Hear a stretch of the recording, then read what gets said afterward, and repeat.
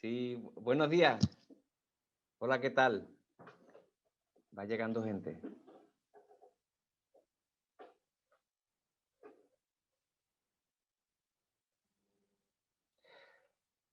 Vamos a dar un minutito para el que vaya llegando.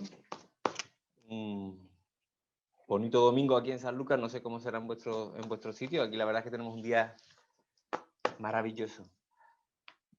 Bien, ¿me escucháis? Estoy aquí con 3 personas que me ayudan, aunque ninguno de los 3 sabe abrir botella, con lo cual tendré que abrirla yo.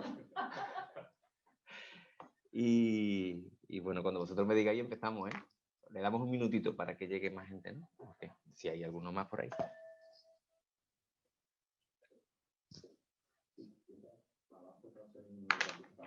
Okay.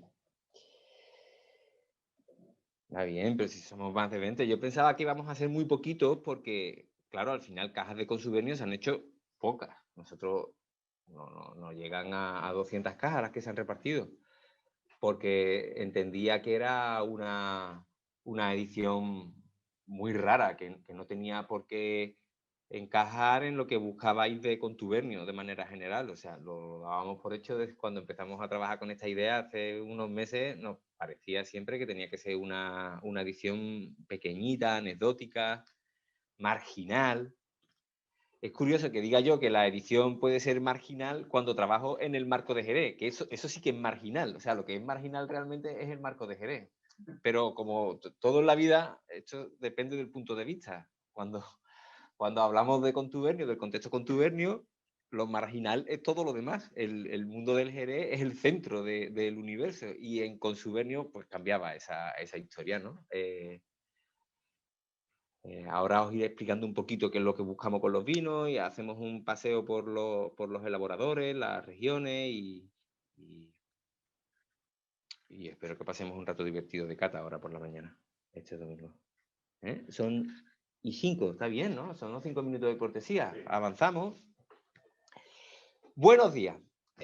Gracias a todos por estar aquí. Si estáis aquí es que habéis recibido una caja de consubernio, que era esa palabra, palabreja o palabrota que usamos para describir esta caja especial que hacíamos en el contexto de contubernio, pero con el objetivo de ver lo que hacían en otras regiones amigos del mundo del vino, ¿no? La mayoría son elaboradores amigos. Ahora os explicaré por qué entraron esos vinos en la caja. Está explicado en el argumentario de alguna manera, siempre hablando más de las experiencias que tenemos con los elaboradores, o siempre es una descripción más emocional que técnica, ¿no? Y hoy tampoco va a ser una descripción excesivamente técnica, porque entre otras cosas a mí se me dan fatal. Ni siquiera cuando hablo de Jerez tengo un perfil excesivamente técnico. Ayer estaba con, y digo excesivamente queriendo, o sea, suficientemente, a lo mejor hubiera sido más correcto, ¿no? Pero estaba con Bernat Boraviu de Restaurante Alquimia, con Alejandro López, que es el jefe de cocina de Alquimia, y con Rodrigo González, que es el jefe de bebida, el responsable de bebidas y sumiller del grupo Dani García, y estábamos paseando por la bodega en un momento dado, catando unas botas de un as que está en unas barricas por Solera, del 19 en biológica, son unas botas muy interesantes. Estábamos catando las 10 botas y veíamos muchas diferencias entre ellas, cuando realmente esas barricas deberían de ser bastante parecidas, porque solo llevan 9 meses en crianza biológica y parten del mismo depósito. Y intentábamos entender por qué esa diferencia, y Rodrigo me preguntó si sabía los parámetros de pH, acidez que había cada una, y le dije una cosa que después de soltársela me pareció que era probablemente poco presentable a nivel profesional, pero que es la verdad. Y es que yo no me sabía ningún parámetro analítico de ningún vino, y que además no me los aprendía porque, como tenía mala memoria, eso iba a significar que inmediatamente se me iban a olvidar. Entonces, ¿para qué iba a aprender algo que se me va a olvidar tan rápido, ¿no? Es bastante obvio. Pues puede que profesionalmente sea poco defendible, pero es la verdad. Y nos echamos una risa y al final te das cuenta de que tampoco importa demasiado qué parámetro analítico de acidez tenga una bota u otra, o qué alcohol, ¿no? Si tiene una décima más o una menos, porque lo verdaderamente importante es esa cata, ¿no? Es lo que te transmite el vino en la copa. Y afortunadamente yo me lo puedo permitir porque no trabajo en una parte técnica de la bodega. Para eso hay personas que son increíblemente buenas en su trabajo de laboratorio, en su faceta de enólogo, en sus facetas de ingenieros de viña. Ellos son los que tienen que saber, conocer, estudiar esos parámetros, recordarlos y manejarlos con soltura. Yo, pues al final, como no me dedico a esas cosas, me puedo permitir no saber prácticamente ningún dato analítico de ningún vino. Y cuando estoy en una cata y alguien me pregunta cuál es el pH de ese vino, siempre voy a responder lo mismo porque no creo que vaya a terminar nunca aprendiéndome un dato. ¿Eso qué significa? Que cuando hablemos ahora de los vinos, pues imaginaros si en el contexto de Jerez tengo esa tara, pues cuando hablemos de domino portugués, del Montborgó, de Nicole en Jurà o de Mentidero en Lanzarote, pues será así, como mínimo. Pero sí que conozco bien, que eso me interesa mucho siempre de lo que hay detrás de un vino, la historia personal, la propuesta de ese elaborador, las condiciones de origen que tiene ese vino, qué dificultades ha tenido a lo mejor para ser recolectado, vinificado, qué significa en el mundo del vino en general y en esa parcela que le corresponde por región. Eso que ayuda a entender el vino en un contexto. Y también es una opinión, pero entiendo que el vino tiene mucho de eso, o sea, tiene mucho más de referentes de origen, de procesos de elaboración condicionados por la historia o por las tendencias actuales, de posicionamiento personal. Tiene más de eso probablemente que ningún otro producto alimentario que podamos encontrar, ¿no? El vino, aparte de lo que nos ofrezca en cata, que debe de ser lo fundamental, sin duda, tiene esa faceta personal, emocional, que es indispensable aquí. Aquí están esas dos facetas, siempre van a estar unidas. En el mundo del vino yo creo que más que ningún otro producto. Nosotros cuando empezamos con Consubernio, lo que teníamos era una inquietud. A mí no me gusta la miopía de quedarse solo en un sitio, en una bodega y entender el vino solo en tu propio mundo, ¿no? Hay bodegueros, no solo en Jerez, en el mundo entero, que beben su vino cuando van a un restaurante. Yo precisamente me parece que es algo con lo que nunca me identificaré. Yo voy a un restaurante y generalmente pido cualquier vino que no sea mío, porque el vino con el que trabajo cada día, ¿no? Entonces, lo que me gusta es tener puntos de referencia externos. Me parece que eso es un posicionamiento que debe tener todo elaborador si quiere saber qué es lo que representa su vino en el mundo del vino en general. Y cuando hablábamos de Jerez, en los primeros contubernios, metíamos 6 botellas de Jerez, a mí me parecía que aquello era cojo. Si yo solo hablo de Jerez sin puntos de referencia externos, estoy haciendo un análisis demasiado simple. No, a la larga no funciona eso, por lo menos en mi cabeza no funcionaba. Durante las primeras cajas metimos algunos vinos externos, que en ocasiones tenían puntos de conexión con el marco de Jerez y en ocasiones ni siquiera eso. A lo mejor lo que me llamaba la atención era la persona que estaba detrás de ese vino o incluso el comerciante que había detrás. Me acuerdo del frizzante de Piamonte, que es un caso paradigmático en esto, ¿no? Porque hay un frizzante de Piamonte en una caja de contubernio. Pudo ser la tercera o la cuarta. Pues porque el importador de ese vino era Ramón Coalla y habíamos hablado respecto a algo que pudiera ser divertido para la gente que recibía Contuberno en aquel momento. Para mí Coalla tiene una credibilidad absoluta como comerciante, es una de las personas que funcionan como referente para mí, como guía, ¿no? de cómo hay que trabajar en el negocio del comercio de vino. Y fue la primera idea que salió, fue la del frizzante de Piamonte y se quedó. ¿Por qué? Por la credibilidad de un comerciante, es verdad. Esa era la justificación del frizzante aquel, que fuera de esto es difícil de justificar probablemente. Y después hubo otros vinos que sí que tenían una conexión a nivel de producto con Jerez.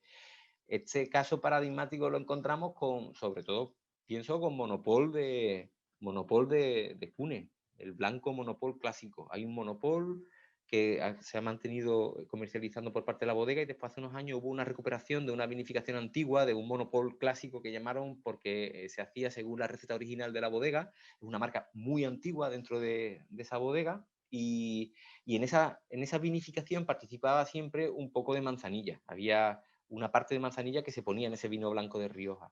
A mí aquello me parecía que tenía mucha gracia, ¿no? Para meterlo en una caja de Jerez.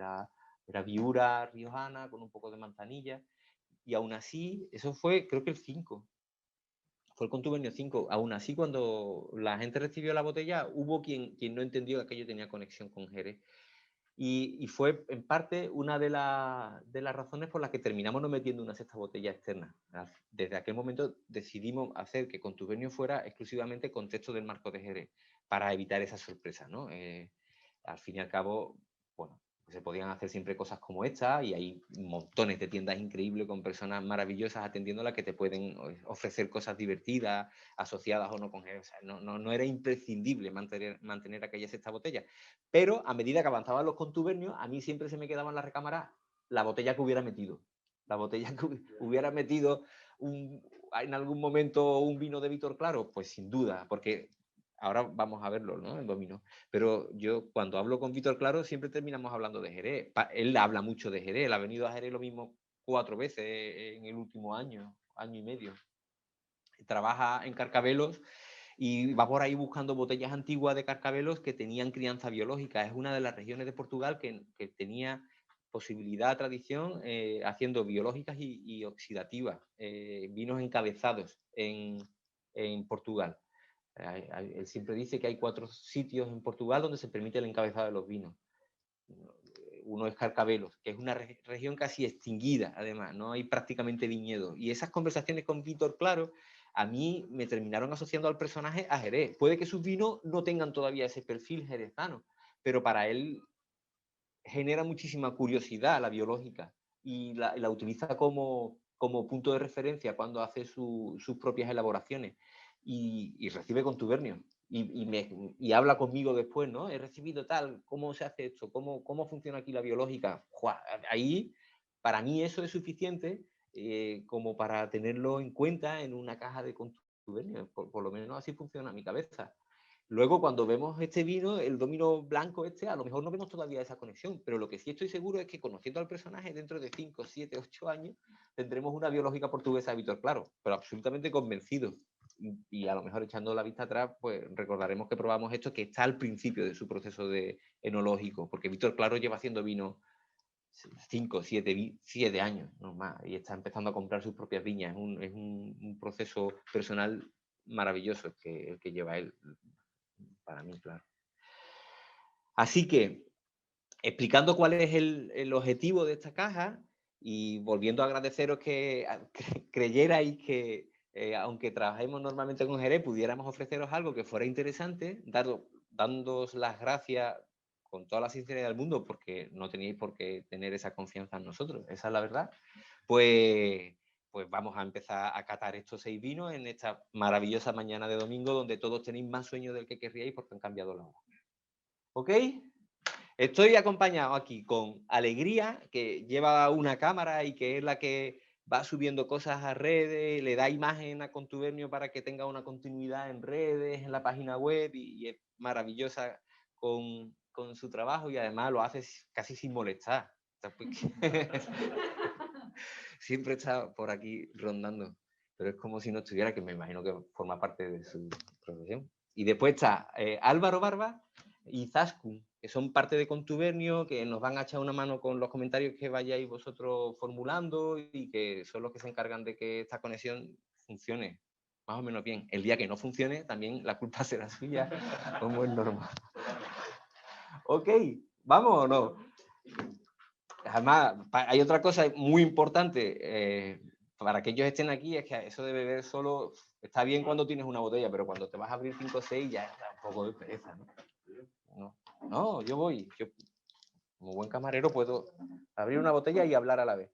A ver, 6 botellas, 6 razonamientos diferentes, 6 justificaciones, 6 diversiones, para mí, ¿no? Al final. Pero las cosas no pueden ser absolutamente aleatorias, o por lo menos no generalmente pueden ser absolutamente aleatorias. En la vida debería quedar siempre una parte dedicada absolutamente a la suerte. No lo dudo, pero como aquí estamos trabajando de alguna manera, pues al menos una pequeña justificación tenemos que tener en las botellas que hemos metido en la caja, ¿vale? La primera es la más importante de la caja para mí, sin duda, sin duda. ¿Por qué? Porque yo decía que en el 5 iba Monopol clásico, pero es que en el 6 la cabeza me llevaba a meter un vino que Titín tenía en la bodega, y empezamos a hablar de meter un blanco de Titín en la caja. Y al final aquel vino no entró, primero por aquel cambio de tendencia que ya os he dicho que quise afrontar con contubernio, y segundo porque Titín me dijo, espérate un poquito, espérate que esta añada se me ha quedado corta de cantidad, espérate que voy a buscarte, dame tiempo, ¿no? Y se quedó ahí en el... Pero supe que el día que Titín me dijera, ya tengo el vino, iba a meter el vino, porque era muy interesante lo que me proponía, ¿no? Imaginaros, os sitúo, descendiente J. Palacio, Titín, Ricardo Pérez Palacio, y su tío trabajando en el Bierzo. Es el proyecto al que está más asociado Titín. Él vive en el Bierzo y allí lo que elaboran Titín y su familia y su bodega son parte importante en toda la revalorización, la redinamización del Bierzo, en todo lo que el Bierzo representa en los últimos años en España, que es, y no exageraba, para mí uno de los ejemplos mayores de crecimiento de una zona, ¿no? De reposicionamiento, de alegría. Cuando uno habla del Bierzo, pues yo no sé, pero si a uno le gusta el vino, se le ilumina la cara, ¿no? Porque tiene un montón de elaboradores buenos que están allí trabajando, que lo hacen de manera permeable, que reciben a personas de fuera que van allí a trabajar puntualmente en proyectos, que es diversa, tiene viña, tiene paisaje, tiene alma, ¿no? El Bierzo es un sitio que llegó hace unos años, pienso que para quedarse, ¿no? Y Titín es un personaje fundamental en eso, pues como podría ser otro, evidentemente. Nunca se puede dejar de hablar de Raúl Pérez, a lo mejor cuando hablamos del Bierzo, es evidente. Pero aquí tenemos mucha relación con Titín. Él viene mucho por el Marco de Jerez, ha venido mucho por esta sala, disfrutamos cada vez que nos visita, ¿no? Y lo que pasa con esa bodega es que está dedicada casi exclusivamente a la elaboración de tintos. Y tienen marcas de tintos ahora mismo míticas en España, son algunas de las marcas más importantes. Cuando él hablaba de que a lo mejor podíamos tener una botella de blanco de descendiente J. Palacio para contubernio, a mí me ilusionaba muchísimo, ¿no? Y aparte le ponía un argumento suplementario que era ya donde terminaba todo de cuadrar, y es que lo iba a hacer fundamentalmente con palomino. Este vino está hecho fundamentalmente con palomino en el Bierzo. ¿A la gente le llama la atención que haya palomino fuera del Marco de Jerez? Es posible, pero hay palomino en muchos sitios. ¿Por qué? Porque era una variedad productiva, resistente a enfermedades, que en ciertos momentos se termina eligiendo por los viticultores porque le garantiza producción, le garantiza éxito en su viticultura, y es una variedad que se extiende por España, y en Canarias, y en el Bierzo, y hay en otros muchos sitios, ¿no? Lo que pasa es que como aquí, pues a la palomino tampoco a veces se le ha dado la atención que requería, ¿no? Había otras variedades que se utilizaban para otros contextos más especiales relacionados con vinos blancos, y normalmente eso no se aplicaba a la palomino. La palomino era una variedad que aquí mismo, que es donde más importancia tiene, denominábamos simplemente productora y neutra. Nosotros somos en Jerez expertos en pegarnos tiros en el pie. Es una cosa increíble. Una de las formas más rápidas en la que hacemos eso es cuando calificamos a la palomino de variedad neutra. Eso lo he escuchado miles de veces, pero no tenía ninguna justificación técnica. A nivel de cata, cuando se decía eso hace 8 o 10 años, pues oye, pues muy bien, ¿no? Tú estás diciendo que es una variedad neutra y resulta que hace 20 años que no intentas hacer una palomino en vinificación de vino blanco que sea expresiva, seleccionando viñedos, producciones por hectárea. Pues te falta información. A lo mejor después de hacer ese tipo de experimentaciones vas a llegar a la conclusión definitiva de que la palomino te parece una variedad neutra, pero inténtalo. Es que no se ha intentado porque la palomino que hay en el Marco de Jerez se ha utilizado al 100% para vinificación biológica o en oxidativa clásica del Marco, ¿no? Y con muy pocas excepciones, pues no se sabía realmente cuál era el potencial de la palomino. Eso pasaba aquí, que la reina del palomino, pues imaginaros en otras zonas donde la palomino había llegado a lo mejor solo por esa capacidad de producción, ¿no?, que tiene. Ese es el contexto. Pues en el caso de Titín, él tiene parcelas viejas, muy viejas, donde hay palomino intercalada con otras variedades blancas. Él me cuenta que esas parcelas de viñedo de variedades blancas las utiliza en las vinificaciones de tinto. Hay un vino en el que utilizan un porcentaje de vino blanco. Este vino se elaboraba tradicionalmente para eso, para eso. Y cuando hablábamos de tener un vino que pudiéramos utilizar en contubernio o en consubernio, pues siempre aparecía esa palomino como lógica porque tenía esa conexión varietal también con el Marco de Jerez. Y ya está. Y esto es lo que conseguimos tener hace 4 o 5 meses, cuando me dijo, ya podemos, ¿no?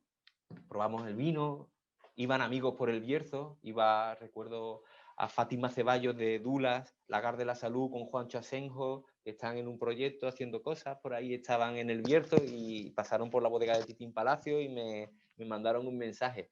Me he enterado que te quedas con esto, está tremendo, me decían, ¿no? Esas cosas te hacen... A mí me gusta también de la etiqueta. La etiqueta, bueno, ya eso fue ya la guinda del pastel, ¿no? La guinda de la tarta a la corona del pastel.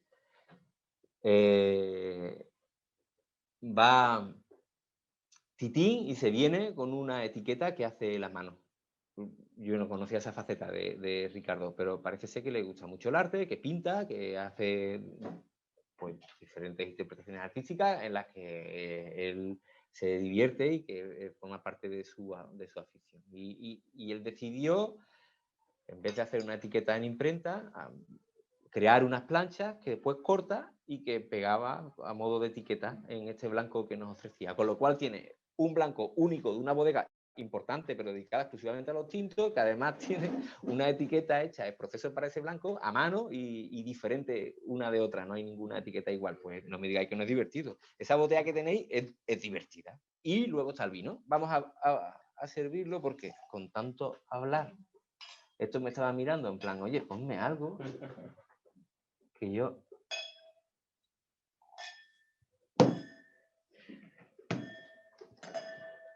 Palomino del Bierzo. Me decía Titín que este vino probablemente va a terminar convirtiéndose en una propuesta comercial de J. Palacio de cara al futuro. No se va a quedar en un vino minoritario, ¿no? Marginal de la bodega.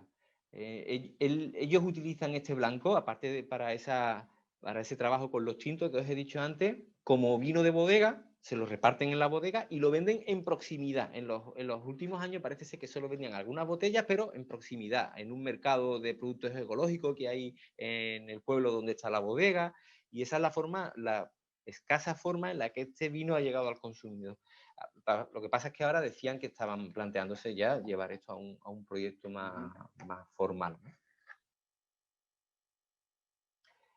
Es un vino bonito, es una historia bonita y justificaba la existencia de Consubernio en parte, y sobre esto después construimos el resto de la caja. Esa es la verdad.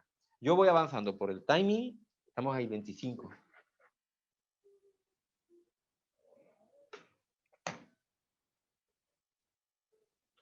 Hay una nariz bonita, franca. Eso de la neutralidad, pues a lo mejor no estamos hablando de una de las variedades muy aromáticas del mundo, probablemente nunca va a llegar una palomino a eso, es posible, pero ¿es necesario? Pues tampoco, yo creo que tampoco, ¿no? Y aquí hay una muy buena intensidad en boca, mucha persistencia, ¿no? Hay una sensación fina del vino en la boca y muy larga. Y cuando hablamos de los palominos aquí, del marco de Jerez, eso sí lo sabéis bien, porque metemos botellas habitualmente en las cajas, vamos descubriendo cada vez más mayores cotas de expresividad en la palomino. Cuando trabajamos además con un poquito de velo, eso se multiplica. Si trabajamos con viñas viejas, con poca producción, pues los 3.500, 4.000 kilos que hay en Cerro de Leyes, en las parcelas que están detrás de As, eso te ofrece después un vino con mucha concentración, con mucha estructura y que incluso estamos viendo que sin necesidad de velo tiene mucha longevidad, aunque la acidez, porque nos corresponde aquí por la zona, sea baja. Al final, pensad que estamos hablando de palominos que están plantados en suelos de albariza, que son suelos de muy buena calidad y que van a estructurar el vino de una manera concreta. Aquí no hablamos de albariza, pero hay también una concentración en la boca y hay un estilo fantástico, ¿no? Luego vais a ver, no sé cómo estáis haciendo la cata vosotros de vuestras cajas. Yo he podido hacer la cata comparativa ya de las 6 botellas en más de una ocasión y me parece que la caja es muy divertida porque se compensa, ¿no? Una botella a la otra, hay diferentes argumentos, pero que al final te queda una cata muy, muy chula, muy equilibrada. Avanzo. Después de Palomino de Titín, el siguiente que puse en el argumentario era Abotado Yago. Abotado Yago me llega como cuento a través de Eladio Osorio, otro comerciante muy interesante, en este caso de Orense. La historia que cuento de llegar a Orense para dar una cata es totalmente cierta, y también es cierta la El hecho de que nosotros en Cádiz, por ejemplo, contamos con una estructura de sumillería súper básica, hay muy pocos sumilleres trabajando en sala, hay muy pocos camareros especializados en vino, esa es la realidad. Y a mí es algo que me gustaría que en algún momento cambiara, porque significaría que hay más atención por el vino en Cádiz, ¿no? Nosotros somos una región productora importante a nivel de volumen, ya no, ni siquiera hablo de origen del Jerez o de la Manzanilla, pero después en la sala no existe ese desarrollo de la sumillería. Y después te encuentras en España otras regiones donde eso no es así. Y en algunos casos son sorpresas maravillosas. ¿Dónde me sucede eso? Me sucede en Murcia. Cuando voy a ver a Blas Cerón, de Ave de Vino, en Alhama, me siento con él y siempre hay un grupo increíble de sumilleres. O él viene una vez al año y se trae 30, 40 sumilleres de Murcia para que conozcan la región de Jerez. Y me sucedió en Orense. Llegué a Orense una noche de invierno y había, pues, no sé si 25 sumilleres que habían venido de diferentes puntos de Galicia y que se habían hecho un recorrido a veces largo para escuchar hablar de vino. Eso es maravilloso porque eso demuestra sanidad en el sector y demuestra que hay esperanza. Pero en Cádiz pienso que no sería, no es que piense, vamos, es que es así, es científico. Es científicamente imposible meter a 25 sumilleres en una sala porque no existe, es la verdad. Y es una región productora y con mucho turismo y es raro, ¿no? De hecho, hay pocos sitios que tengan sumilleres en Cádiz, ¿no? En Cádiz, ¿se te escucha o repito lo que has dicho? Sí, creo no sé. Te lo repito, dice que cree que hay pocos sitios en Cádiz que tengan un sumiller trabajando. Muy poco, muy poco. Hay algunos que...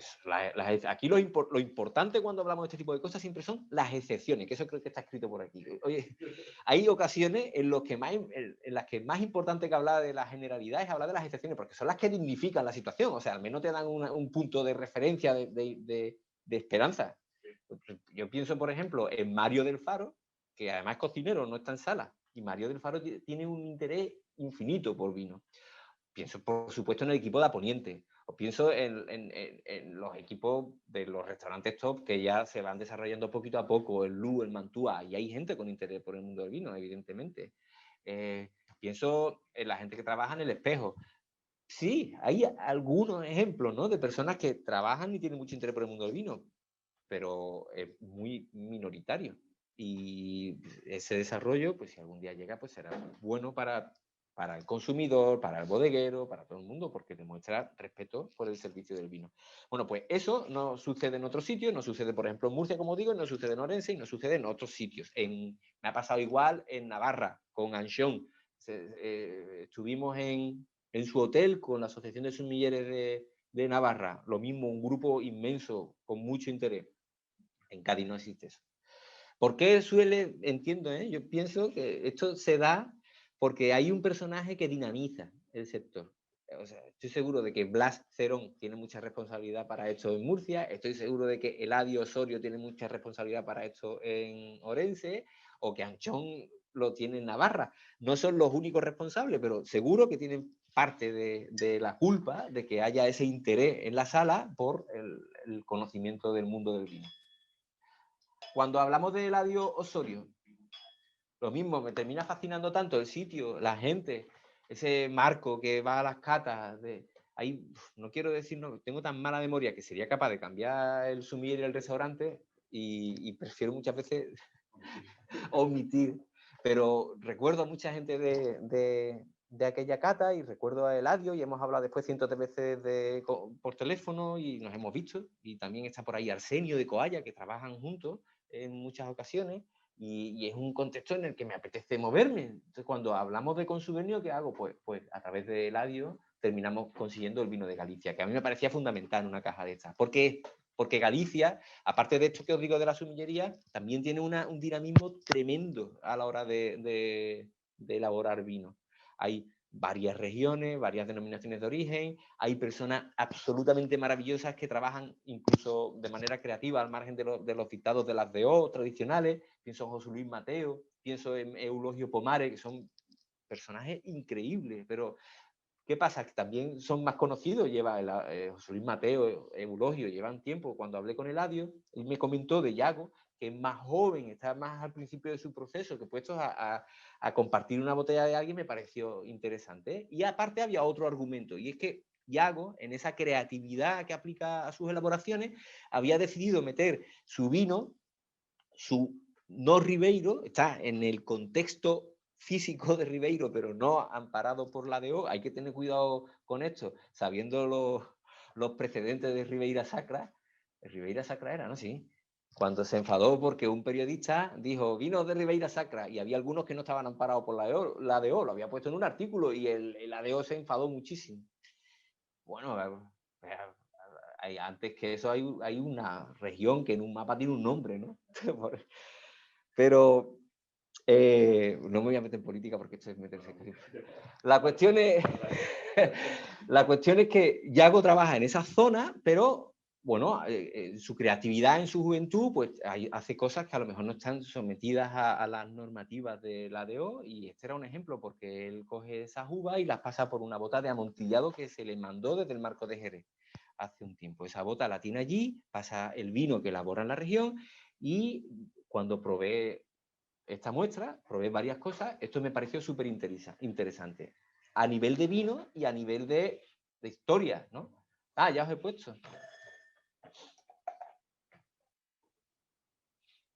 Yo he visto comentarios por internet de lo que vais leyendo, y creo que este va llamando mucho la atención. Hay mucha gente que habla positivamente de esta bota de Yago, y él es una persona que ya tiene varias muescas en el revólver de cosas que ha ido sacando y compartiendo y que han llamado mucho la atención. Así que me parecía lógico y ahí está, en la caja. Espero que os divierta el vino.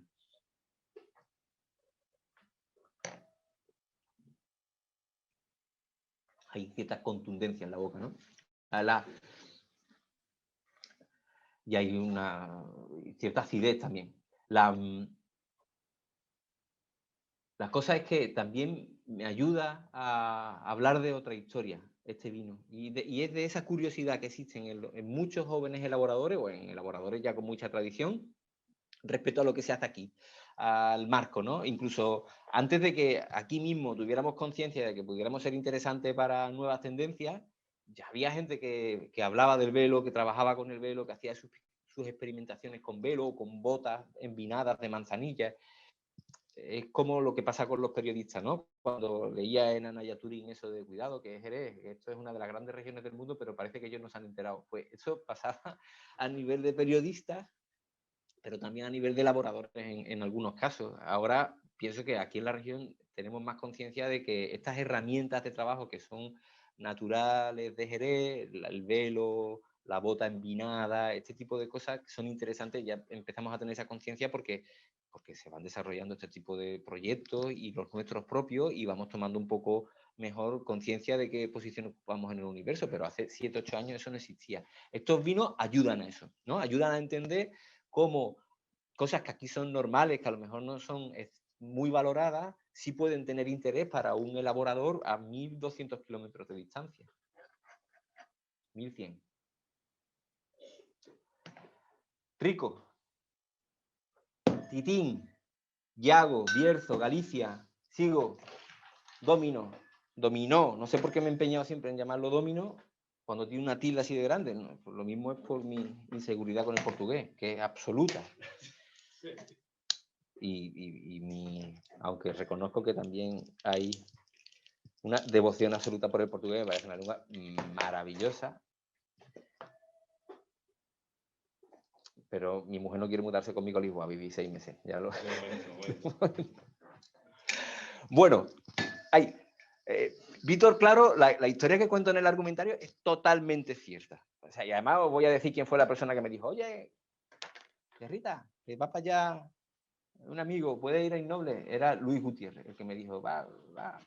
Y yo dije, hombre, sí, lo hacemos sitio. ¿Pero qué hace? Dice, es cocinero. Digo, ¿cómo hace cocinero? O sea, tiene de Lisboa un cocinero a una feria de vino. No es normal eso. Eso no es normal. Y me he metido con los cocineros y nadie se da por aludido, lo cual es malísimo. O sea, yo en la descripción que hago de los cocineros, Aquí, que digo, cocinero. Creo que no he conocido, que en toda mi vida he conocido a ningún cocinero interesado por el vino, creo que pone, ¿no? Si yo soy cocinero y me ofendo por esto, debe. Debe. A lo mejor es que no lo han leído. Lo voy a poner, esto lo podemos poner en Twitter, Facebook e Instagram públicamente porque quiero que se ofendan los cocineros. O sea, quiero ver cuántos cocineros se ofenden porque esos serán los salvables. Aquel que no se ofenda por la frase estará cómodo en ese contexto y eso no tendrá ningún tipo de solución. ¿Qué se le va a hacer?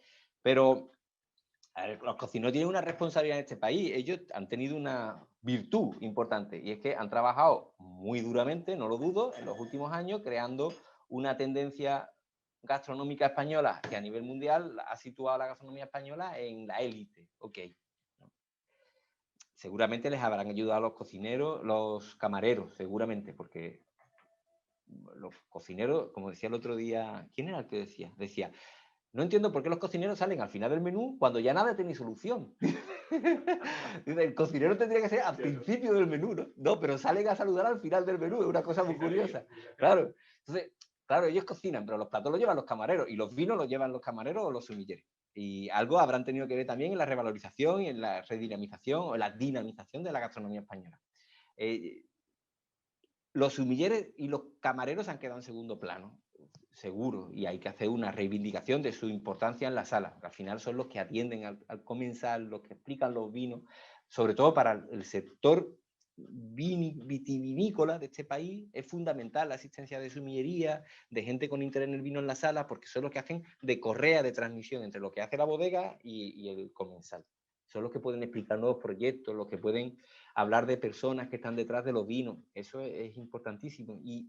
Y eso es lo que terminaba hablando en el caso del vino de Vítor, sin que él se lo mereciera, porque Vítor es una de las grandes excepciones. Este tío ha dejado los cuchillos y lo ha cambiado por una tijera de podar, porque además es verdad que él poda sus viñas, que se empeña en conocer las podas clásicas, tradicionales de cada región en la que trabaja. Hay 3 regiones en las que trabaja Vítor: Carcabelos, Colares y Alentejo. Las 3 a una distancia relativamente cercana de Lisboa, un poco más lejos Alentejo. Él trabaja con mucho interés en la viticultura, intenta buscar viñas singulares con las que trabaja, o bien a nivel de arrendamiento o comprando esas pequeñas viñas que se encuentran en esas regiones.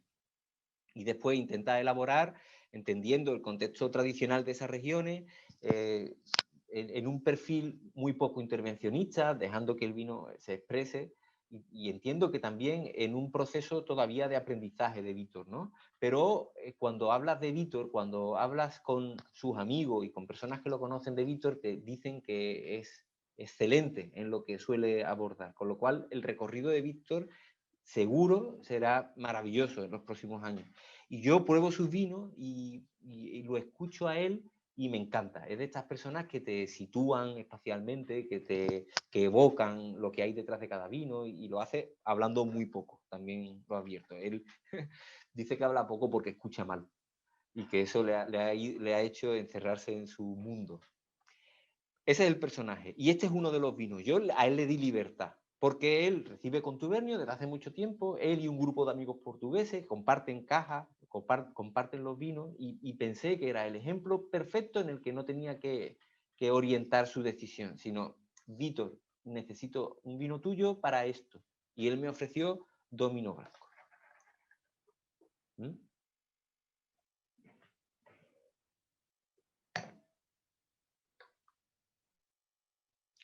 Dos semanas antes de esto, pedimos vino, vino Vítor a Bodega Parmadillo, donde tuvimos una colaboración de sumillería, hizo de sumiller y de cocinero, las dos cosas. Se trajo un blanco y un tinto también de otras elaboraciones que hacía. Los vinos son muy diversos en lo que hace Vítor. O sea, hay un perfil de forma de trabajar general en lo que hace. Ahí probablemente puedes reconocer ese posicionamiento que tiene a la hora de afrontar sus vinificaciones, pero luego en la propuesta final, en lo que te encuentras en la botella, hay diversidad, ¿no? Y también, dicho, yo creo que con los años iremos viendo un Vítor que irá cambiando porque está en un proceso de aprendizaje y él lo reconoce, es una persona que lleva solo algunos años trabajando en el mundo del vino. A mí este vino me aporta placer, un placer muy concreto, que es muy evidente. Me abro una botella, me pongo a ver la tele y cuando me doy cuenta no queda nada. No. Es un vino que vas bebiendo, no te das cuenta, ¿no? Pues vamos, lo cuento porque me pasó.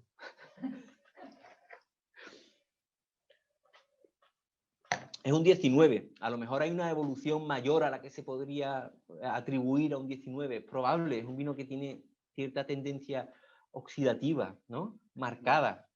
Un color que también está subido, un color dorado. Es una de las propuestas de Víctor Claro y yo lo que os animo es a que, si tenéis oportunidad, sigáis indagando en lo que hace el personaje, porque me parece interesantísimo. Cambiamos para seguir con el timing. Que vamos bien.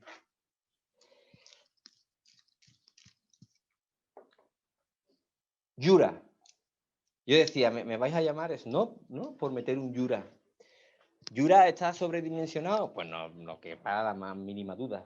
¿Eso es bueno o malo para Jerez? Es buenísimo para Jerez. Tampoco debe caber la más mínima duda. ¿Jerez y Jura están conectados? Pues a lo mejor a nivel de proceso por algunas herramientas de crianza, pero a nivel metafísico, filosófico, personal, para nada. O sea, yo aquí hace 10 años nadie sabía lo que era Jura y en Jura hace 3 días seguía sin saber lo que era Jerez. Esa es la verdad. Y qué mal estoy viendo la botella. Perdón. La cuestión es que en Jura está la biológica de más éxito mundial ahora mismo. Ellos hacen crianza biológica, pues cuando le preguntas a personajes estas enciclopedias vivientes que tenemos en este país, a Juancho, a Girón, a Luis, pues te van a dar diferentes opciones, ¿no? Del surgimiento de la biológica en Jura y en Jerez, pero por ejemplo es que en Jerez nosotros tampoco lo tenemos claro al 100%, esa es la verdad, porque le vamos a exigir a los de Jura que lo tengan claro, ¿no? Probable que coincidan en el tiempo, probablemente el surgimiento de las biológicas en las dos regiones. Ellos tienen formas de elaborar en Jura totalmente diferentes a las de Jerez. Hay velos, pero son velos muy diferentes. Nosotros hacemos criaderas y soleras, vinos con alcohol controlado a 15 grados y estamos en un clima cálido de suelo de albariza y trabajamos con la palomino, ¿no? Ellos, sin embargo, trabajan con otras variedades, con chardonnay o con sauvignon y lo meten en barrica en crianza biológica estática. Estática es que no hacen criaderas y soleras, no mezclan las botas, tampoco alcoholizan los vinos, están a la graduación natural de la añada, que en este caso es 14%. Esa graduación a ellos les permite tener una biológica larga. Hay que entender que están en un clima diferente, acidez mayor, esa acidez le permite una crianza biológica sin encabezar más larga probablemente. Es otro contexto, otro concepto. Nosotros en el sitio en el que estamos encabezamos a 15 y trabajamos a 15 grados la biológica. Ahí todavía, como nosotros estamos en la revisión de algunos procesos actuales, ¿no? Y ellos probablemente también seguirán experimentando, como cualquier región, pues no sabemos en qué terminará esto de la crianza a largo plazo, del encabezado, del no encabezado. Ahí hay cosas que todavía seguramente cambiarán con el tiempo. Pero la historia que hemos conocido del Jura, que ha llegado a nuestros días recientemente, y la que nosotros tenemos aquí en el marco de Jerez, es la misma. Ellos trabajan, o sea, es la misma, está bien definida, ¿no?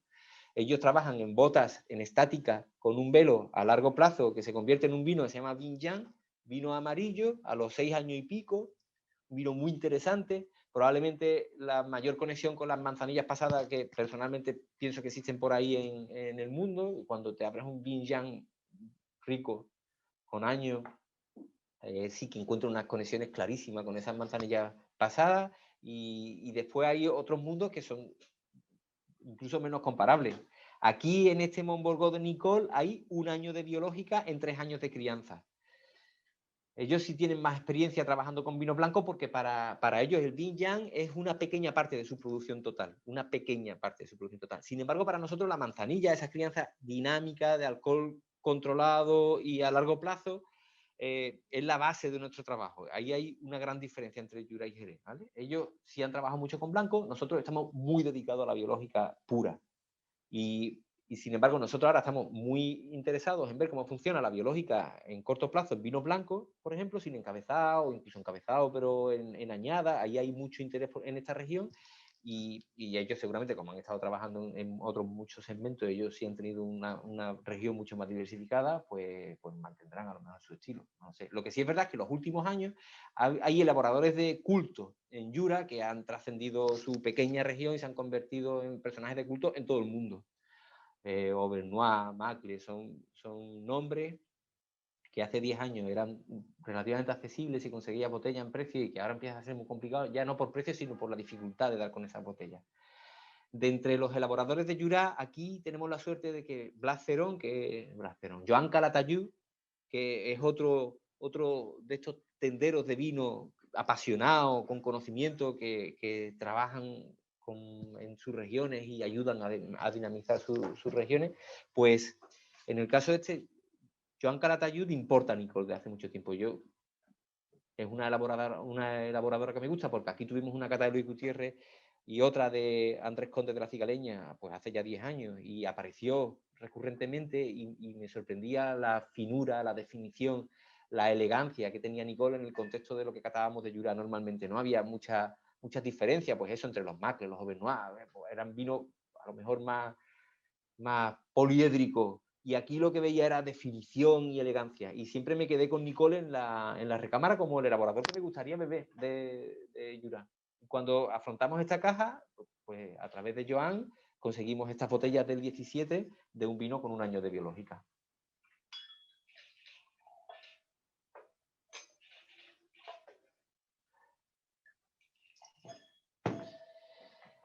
Esta botella es de 75 centilitros. ¿Sabéis? Seguro que sí, que cuando hablamos de Viñan tiene un formato específico de botella, muy original, que es de menor capacidad, son 66 centímetros, por ahí habrá alguna. Y se supone que corresponde, esa disminución de capacidad de la botella se supone que corresponde al vino que se ha evaporado durante los 6 años y pico que está en la crianza biológica en estática. Es curioso, es un mundo curioso. Pues igual que Jerez tiene su propio discurso, su propia terminología, su propio diccionario, pasa un poco parecido con Jura. ¿Dónde está siempre la diferencia? Pienso, todo esto a nivel de cata, yo creo a pie juntilla al 100% en que la cata es subjetiva, muy subjetiva, y hay cosas que podemos compartir y que son coincidentes, ¿no? Cuando catamos a ciegas, después hay muchas cosas que coinciden, pero hay una parte subjetiva que es fundamental, que es para mí lo que diferencia un Jura en una cata ciega de un Jerez, siempre es la acidez más marcada. Puede que incluso a nivel de nariz haya ocasiones en las que vean más conexiones, pero siempre hay una acidez más marcada en Jura que es lo que me ayuda a identificar Jura en comparación con Jerez. ¿Sí? Es pura elegancia el vino, ¿no? Es muy bonito. Así que yo, que intento resistirme a las modas, pues he terminado metiendo un vino de moda en una caja de contenido, ¿verdad? Pero es que había que hacerlo también. ¿Por qué? Pues porque uno tiene que ser... No puede hacer las cosas solo según su punto de vista, ¿no? Hay que hacerlo pensando en el prójimo. O sea, ahí va. Si haces una caja de esta, además, ¿qué pasa? Que te puedes permitir aquí, como eran poquitas unidades, me podía permitir tener una botella de Nicol, pero normalmente estas elaboraciones son pequeñitas. Si tuviera, no es fácil hacerlo en cantidades mayores. O sea, era una oportunidad con Subernio para meter un Jura de este estilo. Salud. Avanzamos. Saca corta. Mentidero. De todo lo que va en la caja, el que puede llamar más la atención será Mentidero, probablemente, pienso. ¿Por qué? Porque viene de una región con un suelo volcánico maravilloso, con un paisaje increíble, pero que provoca fermentaciones, vinificaciones con un carácter muy marcado, por ese suelo volcánico, por ese origen, ¿no?, que tienen los vinos. Y eso no lo vemos solo en este elaborador, es que si cogemos lo que os decía, en lo que está escrito, vinos de Suertes del Marqués, elaboraciones de Envínate o de Matallana, las cosas que están haciendo las personas que intentan que en las vinificaciones de Canarias haya una expresión absoluta del terroir, que no luchan contra esa expresión del terroir, te vas a encontrar esas narices un poco reducidas, un poco, pues no sé, huelen a azufre si quieres, pero que forman parte del carácter de lo que se hace allí. A mí, no lo he enfriado, se me ha olvidado. Tendrá que defender esa temperatura ambiente.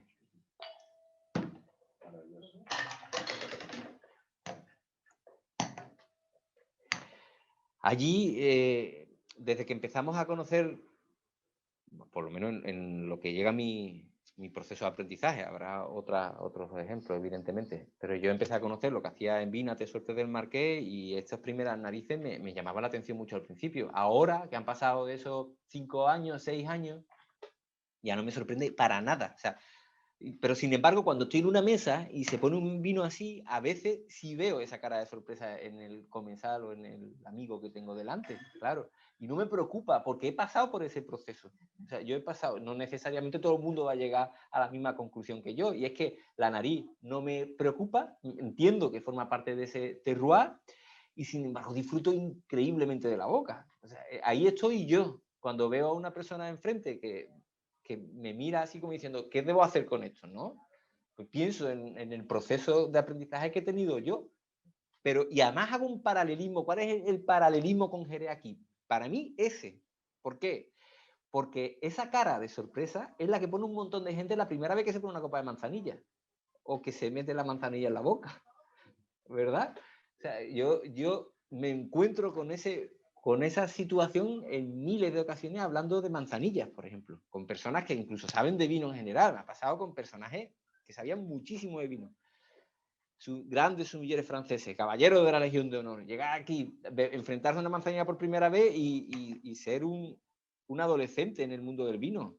Bueno, pues eso sucede con ciertas regiones que tienen caracteres tan marcados, tan específicos, tan diferentes. Ahí hay una conexión entre mentidero y una manzanilla, en la reacción de una persona que se acerca por primera vez a ese mundo diferente, probablemente.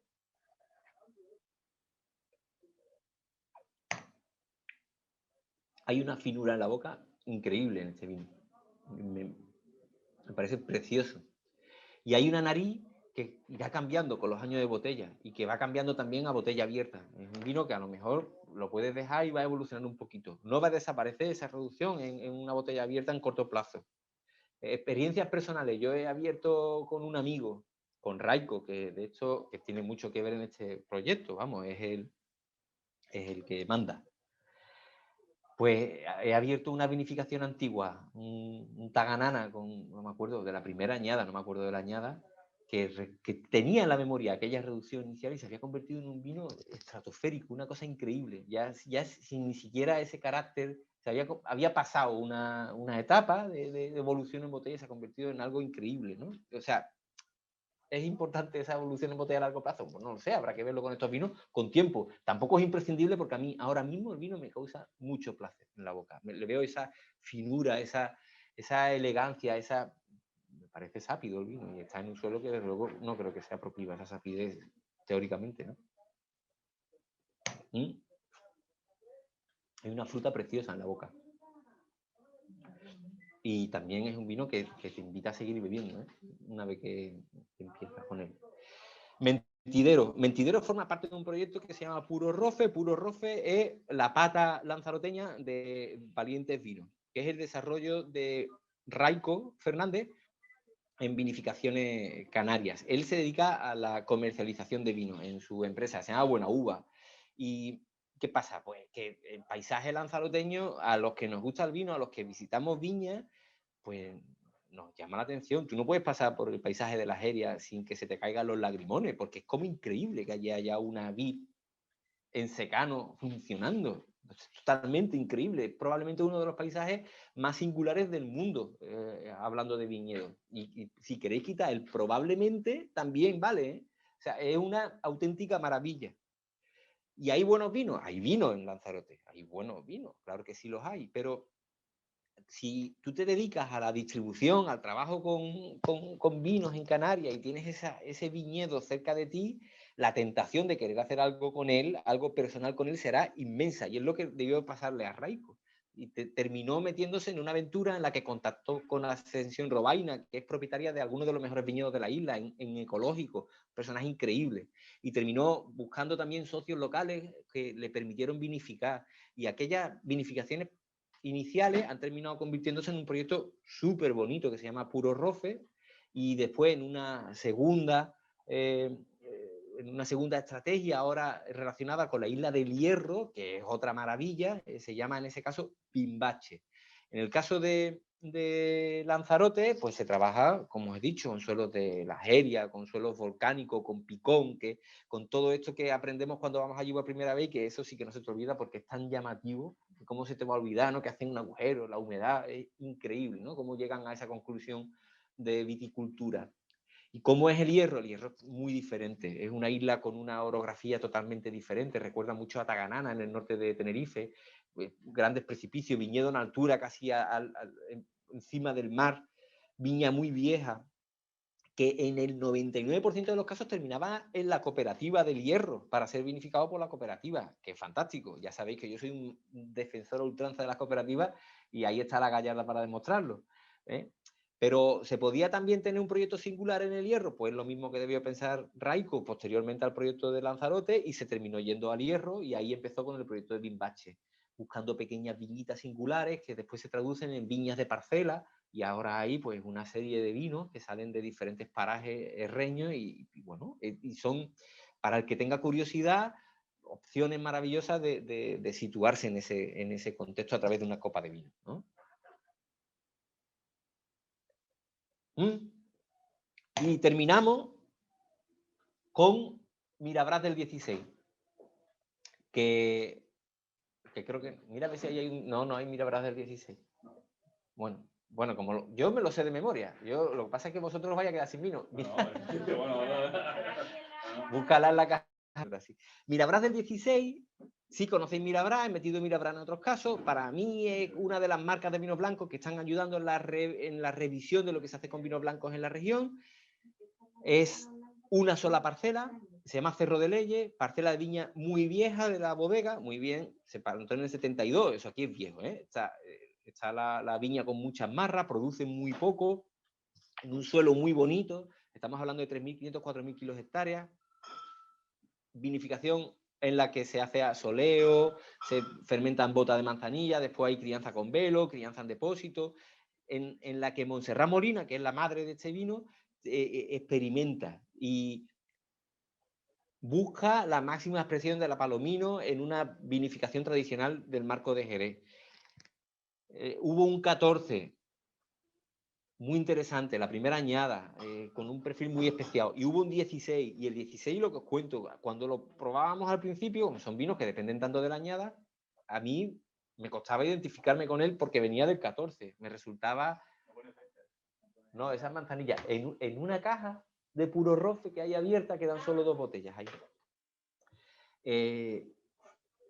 Este 16 salió de la bodega muy folclórico. O sea, mientras el otro era muy especial, este resultaba frutal. Parecía una crianza de Elías, ¿no? Parecía que había tenido. Pues era el comportamiento de la añada.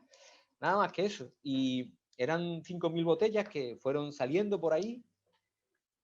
Le planteábamos, le dábamos tanto cariño como a cualquier Mirabrás, porque era de la bodega, era de Cerro de Leyes. La añada era así, ¿qué se le va a hacer, no? El niño nos ha salido romántico, ¿no? Cuando anteriormente teníamos otro con otro carácter diferente. ¿Y qué pasó? Que con el tiempo fuimos viendo cómo esa añada cambiaba tanto en botella que nos llamaba mucho la atención.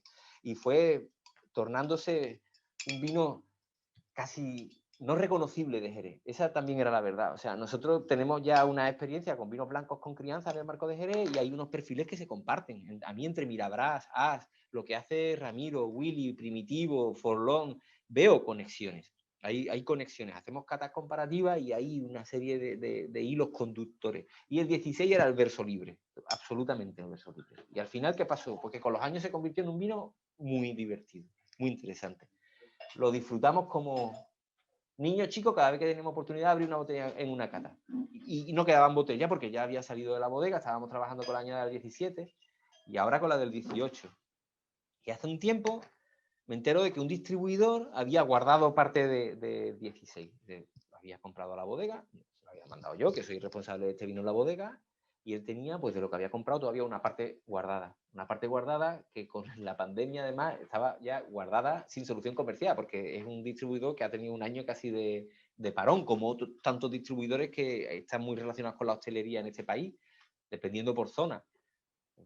Con los años ya nos faltará perspectiva histórica para entender estas cosas, pero eso funcionaba, ¿no? Y, oye, tengo tales botellas aquí, estoy tal, y hablamos de 1000 cosas, pero a mí no me pasó desapercibido que tenía esa botella de 16 y les dije, pues me las quedo. O sea, mándamela, que a mí me interesan, porque ya tenía en mente esta caja. Y es lo que tenéis vosotros en esa caja de Consubernio. Un 16 que resulta muy... probablemente, pienso, no sé si vaya a estar de acuerdo conmigo, difícil de situar en Jerez, con una nariz que a ciega te podría llevar a otros muchos sitios, con una boca bonita, una boca que se mantiene todavía viva y alegre, teniendo 5 años desde la vendimia.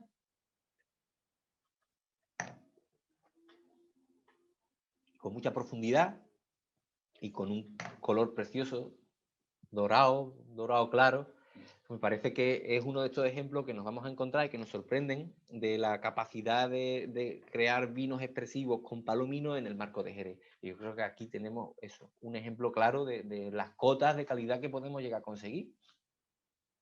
Si trabajamos bien y si seguimos experimentando, seleccionando viñas, seleccionando producciones, viendo fórmulas de elaboración que sean coherentes con nosotros, pero que a la vez nos aporten expresividad, eso es lo que tenéis. Y al final era una forma también de decir, bueno, vamos a hacer un ejercicio de anti-ombliguismo, vamos a poner 5 botellas de fuera, pero tendremos también que tener un pie, uno debe pivotar, pero lo de saltar es más peligroso, ¿no? Entonces, un pie hay que mantenerlo en el terroir del que venimos y por eso metimos este Mirabrá. Podría haber metido cualquier vino de los amigos que elaboran blancos aquí en la región, que afortunadamente son muchos y que hacen cosas increíbles, ¿no?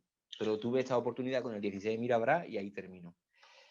Y ese es el recorrido por lo que hacemos en Consubernio. No sé si os ha resultado más o menos interesante. Yo sé que cuando hablo de Jerez hay una parte didáctica, formativa respecto a las elaboraciones que tenemos en la región. Uno entiende mejor cuáles son los procesos teriológicos, oxidativas, en base a los vinos que metemos en las cajas de Contubernio. Y aquí, sin embargo, es un recorrido mucho más puedo decir frívolo, si quiere, ¿no? Hay un objetivo menos tangible. De aquí vaya a salir con poca formación hoy, pero a lo mejor sí con mucho placer, que sería lo deseable, ¿no? Al final, como estamos hablando de vino. ¿Hay alguna pregunta que pueda responder? Porque estos dos venían a ayudar, pero se han quedado ahí bebiendo. ¿Todo bien? ¿No hay preguntas? Pues hemos terminado la hora. Os sitúo en lo que viene a partir de ahora en un minuto. ¿Hacia qué vamos? Estamos trabajando con el Contubernio 9, que nunca ha dejado de trabajarse realmente desde que pasamos por el 8. De hecho, hay 5 vinos ya que están dentro. Se mandará en mayo, los primeros días de mayo es cuando se repartirá. También en esos primeros días ya meteremos en el argumentario información sobre el innoble que vamos a preparar a finales de mayo, en el que intentaremos tener algún evento específico para gente de Contubernio. Innoble es una fiesta que hacemos aquí, ahí os informaremos bien de esto. También tenemos la idea de montar una reunión, que claro, la pandemia nos ha mantenido siempre un poco alejados de vosotros en este tiempo, ¿no? Nos hubiera gustado tener más contacto. Y haciendo una previsión, pues a lo mejor por septiembre, a mediados de septiembre, sí que podremos montar un evento en Madrid en el que hagamos una cata. Madrid porque está al centro y es donde será más fácil acceder, pero prometemos que habrá otra en Barcelona, en Bilbao y en Santiago de Compostela. O sea, no. Pero vamos a empezar por el centro y iremos a Madrid. Seguramente tendremos una cata, una fiesta. A mí cada vez me apetece menos hablar de cata y más hablar de fiesta, porque la edad es lo que tiene. Y algo haremos a mitad de septiembre, así que 1 de mayo, Contubernio 9, finales de mayo, Innoble, con alguna cosa concreta para gente de Contubernio, mediados de septiembre, fiesta, cata en Madrid, y durante todo ese tiempo, pues nosotros a vuestra disposición, que es lo que nos toca hacer y lo hacemos encantados y estamos agradecidos hasta el infinito de que os hayáis mantenido ahí escuchándonos esta mañana y generalmente atentos a lo que intentamos ir ofreciendo.